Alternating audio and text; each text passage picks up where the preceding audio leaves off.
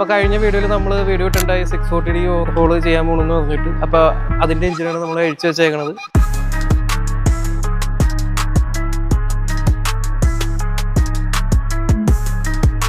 അപ്പോൾ ടൈമിങ്ങും കാര്യങ്ങളൊക്കെ ഇന്ന് നമ്മൾ സെറ്റ് ചെയ്ത് കഴിഞ്ഞിട്ടുണ്ട്.